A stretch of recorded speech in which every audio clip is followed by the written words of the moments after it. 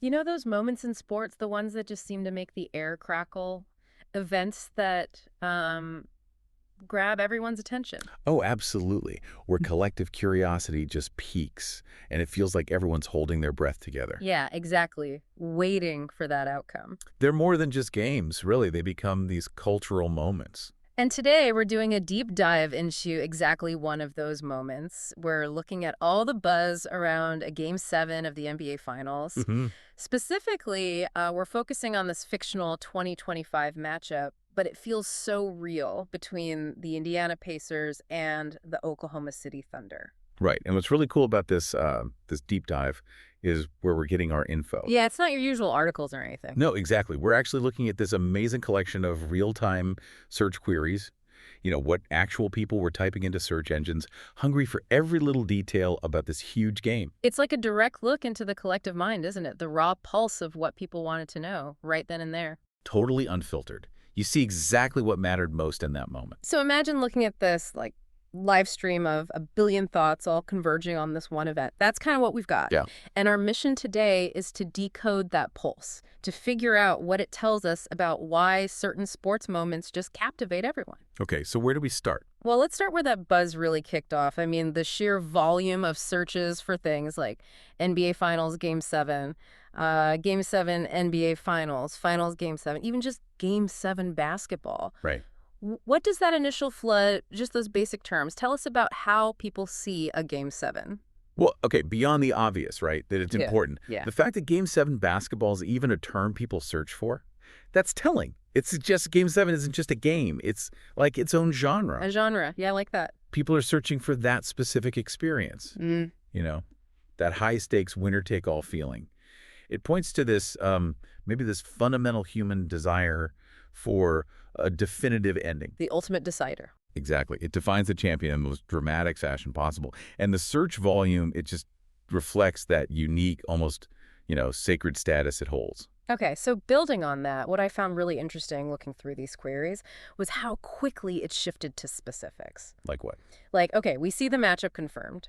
Pacers versus Thunder, Game 7, OKC versus Indiana, standard stuff. But right alongside that, The players. yes, detailed searches for specific guys.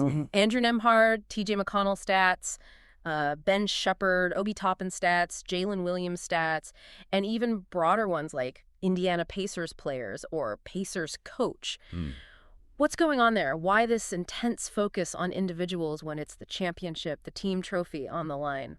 That's fascinating, isn't it? Because it kind of pushes back against the idea that it's all about the team, especially in these huge moments. Right. These searches show that for the fans watching, there's this real need for like individual heroes or villains maybe. Yeah, could be. But it's about the personal stories woven into the team's success or failure. It suggests that why a team wins or loses for a lot of people, it comes down to these key individual performances, these clutch moments. It's not just strategy. And did you notice the location searches too? Gainbridge pops up, and lots of where is Game 7 of the NBA Finals? Yeah, that's crucial too. It grounds the drama in a real place. That search for Gainbridge, the home court, it highlights how much people factor in that home court advantage, the energy of the arena. The space matters. Okay, so we have the Game 7 hype, the player focus, the location. But before we even get to Game 7, there's this other wave of searches. You mean Game 6? Exactly. Huge interest in NBA Finals Game 6. Pacers versus Thunder Game 6, and the big one, who won Game 6 of the NBA Finals? Right, that's absolutely critical context. Why is that Game 6 interest so revealing about the build-up to Game 7? Well, think about it. A Game 7 doesn't just happen, right? Right, the series has to go the distance. Exactly. It only happens if the team that was behind in the series won Game 6. That forces the decider. So it guarantees maximum drama leading in. Precisely. It's the ultimate setup. It means the series has been incredibly tight, super competitive. Both teams have been pushed right to the edge. And those searches like Game 6 score or did the Pacers win last night? Yeah, those aren't just like casual curiosity. That shows the immediate emotional fallout from Game 6. Yeah.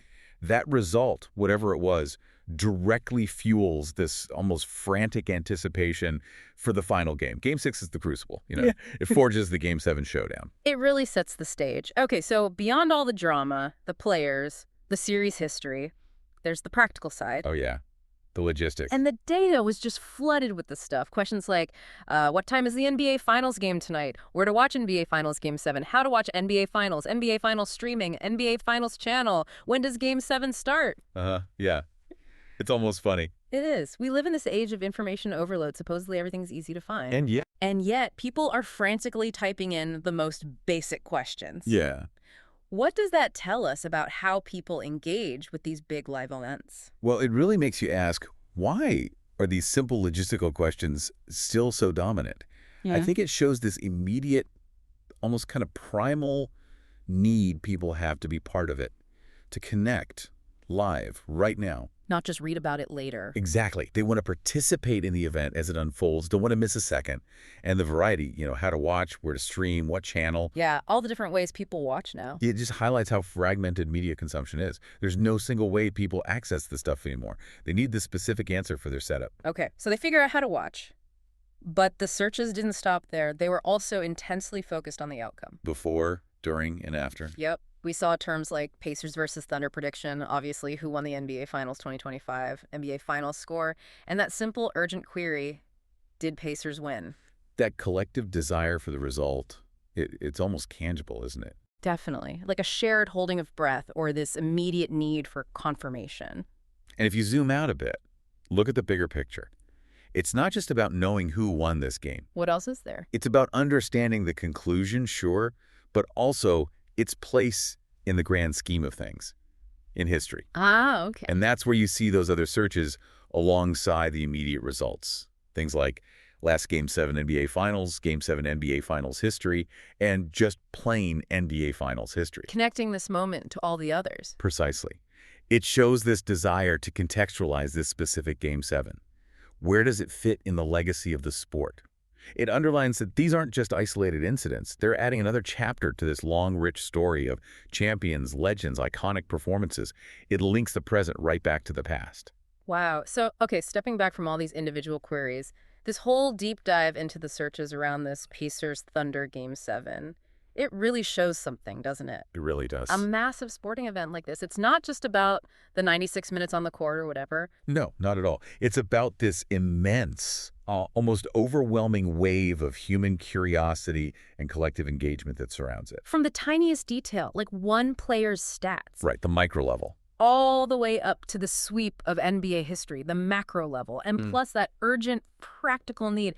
How do I watch this right now? Every possible angle just gets explored by this incredibly eager, engaged audience. And for you, listening in, you've kind of seen how this seemingly simple list of search terms, things people just typed into a box. Yeah, it can actually unlock these really profound insights, insights into human interest, what grabs us, and why that drama of a championship decider just has this enduring, powerful appeal. Just a direct window. A direct window into what the world wants to know at these huge shared moments. Okay. So as you think about all this, here's something to maybe mull over. What does it really reveal about us, about our fundamental human needs? This intense collective focus we pour into a single decisive game where, like, the whole story of a season just hangs in the balance. What does that say about our need for resolution, maybe? Or for these big shared experiences that kind of lift us out of the everyday? And maybe also just that thrill, that unpredictable rush of the unknown that you really only get from live competition. Yeah, that shared suspense. Something to think about.